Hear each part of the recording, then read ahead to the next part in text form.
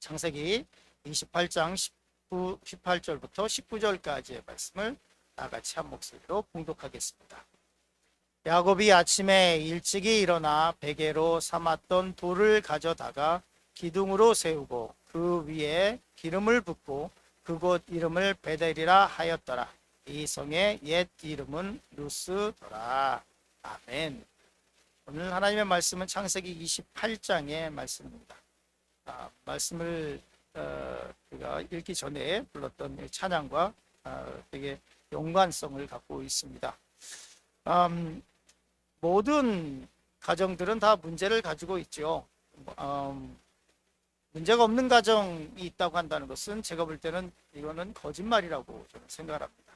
우리가 바깥에서 보기에는 굉장히 행복해 보일지 모르지만 가정 내부를 보면 그 가정에도 항상 문제가 있습니다. 이삭의 가정이 되게 평온하고 안정적인 것 같이 보였지만 그 가정에도 문제가 있었습니다. 특별히 이삭이 야곱을 축복한 이후에 이 에서와 야곱의 이 갈등의 골이 더욱더 깊어져 가고 있었습니다. 그래서 결국에는 이 야곱이 이삭의 집에 더 이상 머물지 못하고 이제는 다른 곳으로 가야만 했습니다. 오늘 그 이야기가 창세기 28장에 기록되어 있습니다. 오늘 말씀의 제목은 베델, 인생이 바뀌는 곳이라는 제목으로 잠시 은혜의 말씀을 나누도록 하겠습니다. 우리가 잘 아는 것처럼 에서와 야곱의 관계가 그렇게 좋지 않았습니다. 그래서 이 관계는 더욱더 심화됐고, 그리고 이 일촉즉발의 위기에 놓여 있었습니다. 성경은 이렇게 기록하고 있습니다. 그의 아버지가 야곱에게 축복한 그 축복으로 말미암아 에서가 야곱을 미워하여 심중에 이르기를 아버지를 곡할 때가 가까웠은즉 내가 내 아우 야곱을 죽이리라 하였더니, 이 말은 집안에 같이 있지만, 같이 얼굴을 보고 있지만, 이 에서의 마음에는 아버지가 이제 곧 돌아가실 때가 됐으니까 아버지만 돌아가셔 봐라, 내가 이 야곱을 죽이겠다라고 하는 생각을 가지고 있었다는 것입니다. 최초의 인간의 에덴 동산에서 쫓겨난 이후에 인간의 최초의 죄가 뭐냐면 살인죄였습니다. 그 죄는 특별히 이 친족 간의 살인이었습니다. 이 가인과 아벨의 이 사건이 이 이삭의 가정에 곧 벌어질 위기에 처해 있었습니다.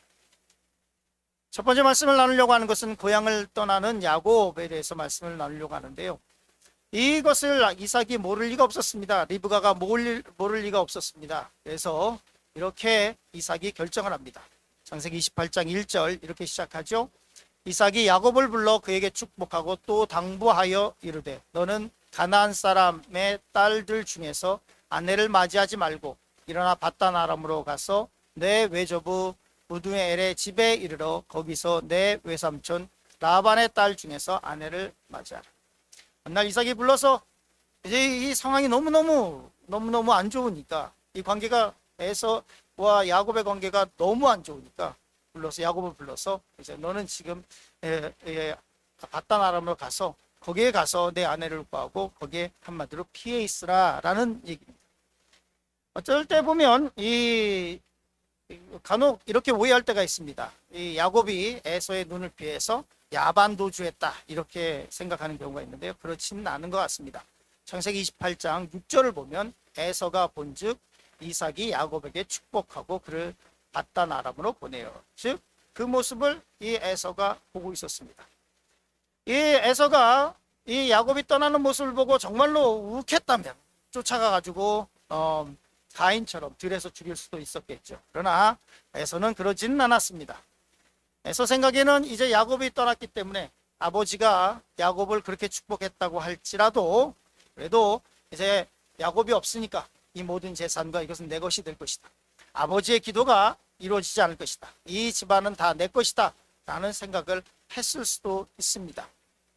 그래서 야곱이 이제 이삭의 집을 떠나서 가게 됩니다. 그런데 오늘 성경 말씀 중에서 두 지명이 나오는데요.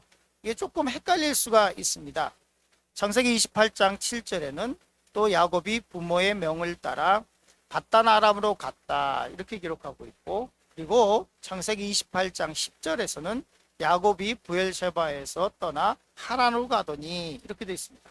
똑같은 장인데 두 개 다른 지명이 나오면서 다른 곳으로 간 것처럼 이해할 수가 있습니다. 그런데 저 바단 아람이라고 하는 지역은 잘 보이실지 모르겠지만 저 위쪽에 하란, 그러니까 바단 아람은 우리가 흔히 역사책에 기록된 메소포타미아라고 하는 지역이 이제 성경의 지명의 바단 아람입니다. 즉 넓은 지역이고요. 그 가운데 하란은 한 도성을 얘기하는 것입니다. 그래서 이 야곱이 이 부엘셰바에서 쭉 옮겨가다가 베델에서 하나님을 만나게 되죠. 그리고 그의 목적지는 이 바단 아람 하란에 가게 됩니다. 두 번째로 베델에서 만난 하나님에 대해서 말씀을 잠시 나누려고 합니다.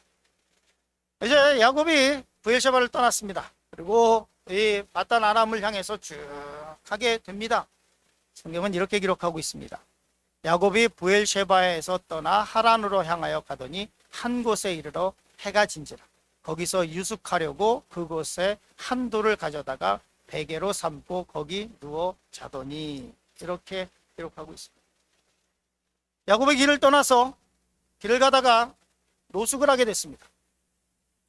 야곱은 이것이 첫 번째 경험일 것입니다.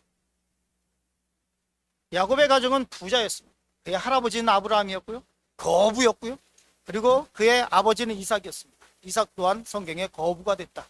그 가뭄 속에서도 그가 농사한 것이 100배의 결실을 얻었고 그가 거부가 됐다라고 기록하고 있습니다. 부잣집 손자로 살던 야곱입니다.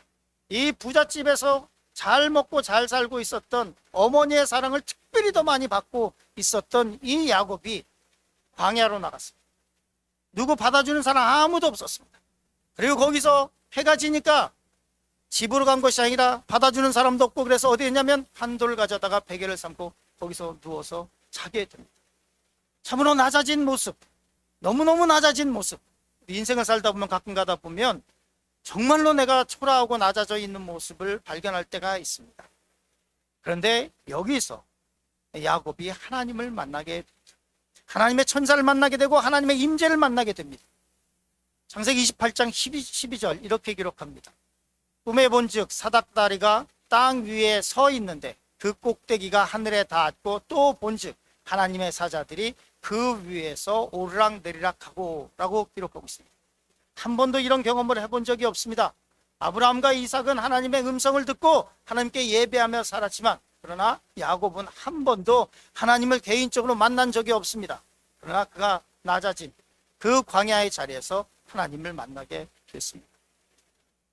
이런 책이 있습니다. 앤드루 머레이라고 하는 분인데요, 아프리카에서 선교 사역을 하면서 아프리카의 이 성자다라는 말을 들었던 그런 사람입니다. 이분이 쓴 책이 뭐냐면 골방에서 만나는 하나님. 이 책 제목이 모든 것을 말해주죠. 그리스도인이라고 하면 이것이 무슨 뜻인지 너무나 잘 알 것입니다. 저는 이 말을 좋아합니다. 광야의 시간은 자기를 비우고 하나님으로 채워가는 시간. 광야의 시간은 자기를 비우고 하나님으로 채워가는 시간. 이스라엘의 위대한 지도자 모세는 애굽의 궁정에서 만들어지지 않았습니다. 이스라엘 민족을 이끌고 출애굽을 하고, 그리고 하나님의 백성으로 다시 거듭나기 위해서 가나안 땅으로 이끌어가면서 홍해를 가르고 수많은 기적을 맛보고 일으키며, 그리고 하나님의 말씀을 십계명을 받았던 그 리더는 애굽의 궁정에서 길러지지 않았습니다. 그는 광야에서 철저하게 낮아져서 40년 동안 노바디의 삶을 살면서 거기서 그 모세는 이스라엘의 리더로 성장하게 됩니다.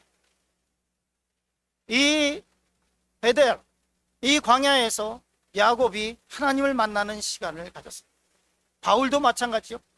바울의 위대한 하나님의 사람으로 태어난 것은 그가 가졌던 학식이나 그가 가지고 있었던 그 어떤 것도 아니고, 그는 다메섹으로 가는 도상에서 하나님을 만났습니다. 함석헌 선생님이 이렇게 얘기했습니다. 그대는 골방을 가졌는가? 그대는 골방을 가졌는가?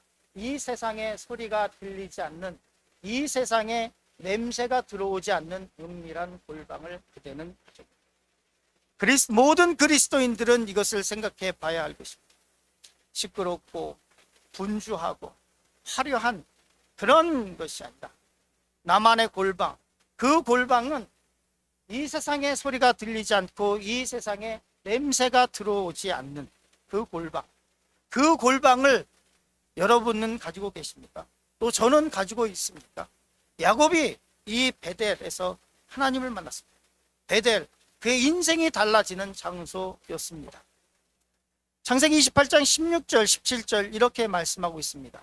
야곱이 잠이 깨어 이르되 여호와께서 과연 여기 계시거늘 내가 알지 못하였도다. 이에 두려워 이르되 두렵도다. 이곳이요 이것은 다름 아닌 하나님의 집이요 이는 하늘의 문이로다 하고. 야곱이 여기서 뭐라고 얘기하냐면 내가 과연 여호와께서 여기 계시는 것을 알지 못하였더니 이제 알게 됐다라는 것입니다. 하나님은 항상 그와 함께 하고 있었습니다. 그러나 그는 하나님께서 함께 하고 있다는 것을 알지 못했습니다.